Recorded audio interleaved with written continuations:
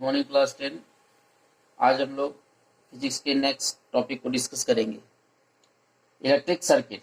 ये हमारा next topic है कि इलेक्ट्रिक सर्किट क्या है। A continuous conducting path consisting of wires and other resistance, जैसे कि इलेक्ट्रिक बल्ब हो गया, it is a switch between two terminals of a cell or battery along which an electric flow is called a circuit। Continuous close path होता है जिससे electric current flow करता है, जिसमें हम लोग इलेक्ट्रिक बल्ब, स्विच, सेल और battery हम लोग कनेक्ट करते हैं, तो उसको कहेंगे हम लोग सर्किट। क्या कहेंगे बच्चों? सर्किट। देखो यहाँ क्या है, एक सर्किट बना है डायग्राम। इसमें क्या है, एक सेल लगा है, इसका पॉजिटिव टर्मिनल इसके पॉजिटिव टर्मिनल से, यहाँ पॉजिटिव टर्मिनल, यहाँ निगेटिव टर्मिनल। देखो यहाँ पे एमीटर को मैंने क्या कहा था कि सीरीज में कनेक्ट करना है, सीरीज में है। यहाँ वोल्ट मीटर क्या है, पैरेलल है। ये कोई इलेक्ट्रिक बल्ब है, इसके जब रेसिस्टेंस भी ले सकते हो। ये स्विच है, यहाँ पे देखो ये क्लोज स्विच है, इसका मतलब इससे इलेक्ट्रिक करंट क्या हो रहा है, फ्लो कर रहा है। इलेक्ट्रिक करंट क्या हो रहा है, फ्लो कर रहा है। सिंबल कुछ देखते हैं कि सिंबल ऑफ इलेक्ट्रिकल कंपोनेंट, ये आपको बहुत इंपॉर्टेंट है एग्जाम में, इससे रिलेटेड एक क्वेश्चन आता है। देखो ये सेल का सिंबल है, ये बैटरी का है। बैटरी कहते हैं, सेल का क्या काम है, सेल का काम है कि केमिकल एनर्जी प्रोवाइड करना, ठीक है। और बैटरी क्या है, the group of cells is called battery.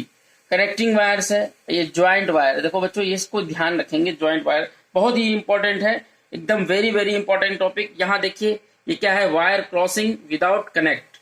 ये क्या है, फिक्स रेसिस्टेंस है, और ये वेरिएबल रेसिस्टेंस का साइन है, ये सिंबल है। ध्यान रखना है कि आप लोग को लैब में जब जाएंगे, फिजिक्स लैब में, तो आपको वहां मिलेगा इस तरह से रियोस्टैट मिलेगा, जो वेरिएबल रेसिस्टेंस को डिजायर यहाँ लगा रहता है, इसको आप स्लाइड कर सकते हो। क्या कर सकते हो, स्लाइड करके हम लोग चेंज कर सकते हैं। इसको स्लाइड करके हम लोग क्या कर सकते हैं, इसके रेसिस्टेंस को चेंज कर सकते हैं सर्किट के, ठीक है, अपने जो डिजायर वैल्यू है। ये एमीटर है, इस बारे में मैंने बता दिया था, इससे करंट के को हम लोग मेजर करते हैं। यहाँ देखो ये वोल्ट मीटर है, वोल्ट मीटर से हम लोग क्या करते हैं, पोटेंशियल डिफरेंस। गैल्वेनोमीटर है, ये गैल्वेनोमीटर क्या करते हैं, सर्किट में करंट को डिटेक्ट करने का काम करता है, इलेक्ट्रिक करंट को detect. It is an instrument which detect electric current in a circuit. ये ओपन स्विच है, जब ऐसा सिंबल रहेगा सर्किट में बना हुआ तो समझ जाएंगे कि इलेक्ट्रिक करंट से फ्लो नहीं कर रहा है। और ये क्लोज का, देखो यहाँ क्लोज है, स्विच ऑन हो गया, ठीक है। ये देखो स्विच ऑन का साइन, इसे जब भी ऐसा रहेगा तो समझ जाएंगे इलेक्ट्रिक से सर्किट में करंट फ्लो कर रहा है। और ये इलेक्ट्रिक बल्ब है, या इसको इलेक्ट्रिक लैंप भी कहते हैं, ठीक है, इसका सिंबल हुआ, ठीक है। अब नेक्स्ट टॉपिक हम लोग समझते हैं। हमारा वेरी वेरी इंपॉर्टेंट टॉपिक है, जो एग्जाम में पूछता ही है अब, और आपको पूछेगा ही। इसको अच्छे से समझेंगे और इसको एकदम याद कर लेंगे अच्छे से। ओम्स लॉ, इसको दिमाग में सेट कर लो। ओम्स लॉ जब तक आप 10th पास नहीं करते तब तक ये दिमाग में रहना चाहिए। एट कांस्टेंट टेम्परेचर, ठीक है, कांस्टेंट टेम्परेचर पर the current flowing through a conductor, conductor से जब करंट फ्लो करता है, is directly proportional to the potential difference across its in. मतलब वो पोटेंशियल डिफरेंस की क्या होता है, डायरेक्टली प्रोपोर्शनल होता है। टेम्परेचर इसलिए कांस्टेंट रखा ओम्स ने, क्योंकि रेसिस्टेंस टेम्परेचर पर डिपेंड करता है। यानी रेसिस्टेंस बढ़ता है, टेम्परेचर बढ़ता है तो रेसिस्टेंस भी बढ़ जाता है, और टेम्परेचर घटेगा, डिक्रीज करेगा तो रेसिस्टेंस भी डिक्रीज कर जाता है। इसलिए ओम्स ने क्या किया, जो लॉ दिया उसमें उन्होंने कहा कि टेम्परेचर को क्या कर दो, कांस्टेंट रखो।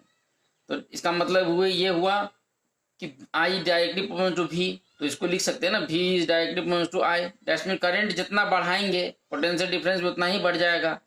पोटेंशियल डिफरेंस जो जितना बढ़ाओगे करंट भी उतना बढ़ जाएगा। पोटेंशियल डिफरेंस जितना घटाओगे, डिक्रीज करो, उतना ही क्या हो जाएगा, करंट भी घट जाएगा। मतलब एक घटेगा तो दूसरा भी घटेगा, एक बढ़ेगा तो दूसरा भी बढ़ेगा। इसका ये मतलब होता है डायरेक्टली प्रोपोर्शनल का। तो जब भी प्रोपोर्शनलिटी का साइन होता है तो हम लोग उसको हटा के इक्वालिटी का साइन डालते हैं, तो उससे हम लोग कांस्टेंट से मल्टीप्लाई करते हैं। तो यहाँ पे कांस्टेंट आर लिए इक्वालिटी का साइन देने के लिए, मल्टीप्लाई की आई में। आर इज कांस्टेंट, इसी को हम लोग रेसिस्टेंस ऑफ कंडक्टर कहते हैं, ठीक है। तो यहाँ से देखो आर इक्वल टू क्या होगा, आई नीचे आएगा बाय में, आर इक्वल टू क्या होगा, वी बाई आई, मतलब potential difference by electric current. अब यहाँ पे देखो पोटेंशियल डिफरेंस जितना बढ़ाएंगे रेसिस्टेंस भी बढ़ जाएगा, लेकिन करंट जितना बढ़ाओगे क्या हो जाएगा, ये रेसिस्टेंस घट जाएगा, डिक्रीज कर जाएगा। यानी आप करंट को दुगना करोगे, डबल करोगे, तो ये क्या हो जाएगा, हाफ हो जाएगा। अगर आप इसको हाफ करोगे तो ये क्या होगा, डबल हो जाएगा, ठीक है। अब देखो रेसिस्टेंस समझ लेते हैं इस बात को। The property of conductor due to which it oppose the flow of current through it is called resistance. किसी भी कंडक्टर वायर में जब करंट हम लोग फ्लो कराते हैं तो क्या करता है, जो इलेक्ट्रॉन्स होता है वो एक दूसरे पर अपोज करता है, मतलब ड्यू टू फ्रिक्शन वो एक दूसरे को क्या टकराता है, जिससे क्या होता है, अपोज आ जाता है। कोलिजन के बाद अपोज करने का ये प्रॉपर्टी उसमें प्रोड्यूस हो जाता है। उसी को हम लोग बोलते हैं रेसिस्टेंस। क्या बोलते हैं उसी को? रेसिस्टेंस बोलते हैं।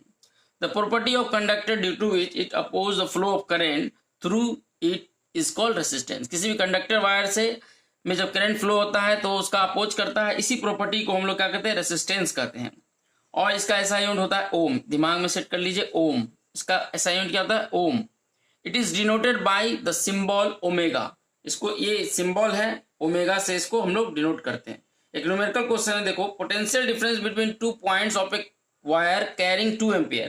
तो आई का वैल्यू देखो बच्चों कितना दिया है, 2 एम्पियर, और कंडक्टेड इन 0.1 वोल्ट। तो पोटेंशियल डिफरेंस का वैल्यू क्या दिया, 0.1 वोल्ट्स। ठीक है, कहता है calculate the resistance between 2 point. Resistance R equal to क्या होता है, वी बाई आर। तो यहाँ पे लिख दो R equal to V by I, formula use करो। वी का वैल्यू 0.1 अब बाई 2। अभी पॉइंट हटा दो, 20 हो गया, ये हो गया 1/20। अब इसको डिवाइड लगाओ, डिवाइड लगाओ तो क्या होगा, 0.05। देख लो यहाँ पे अगर 1 दे तो क्या होगा, 0 पॉइंट, एक और 0 देंगे, 5, 100 हो गया, 5 टाइम क्या हो जाएगा, 0.05 ओम। ठीक है, अब नेक्स्ट टॉपिक समझेंगे।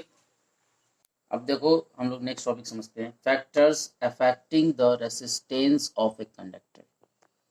कौन कौन से फैक्टर पर रेसिस्टेंस जो है डिपेंड करता है किसी कंडक्टर का।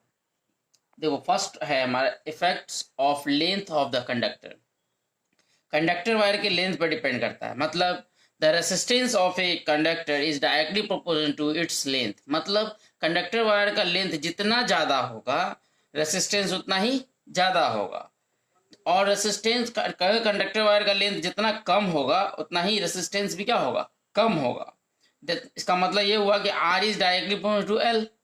मतलब एल जितना बड़ा होगा, लेंथ जितना बड़ा होगा रेसिस्टेंस उतना ही ज़्यादा होगा। एल जितना कम होगा उतना रेसिस्टेंस भी कम होगा।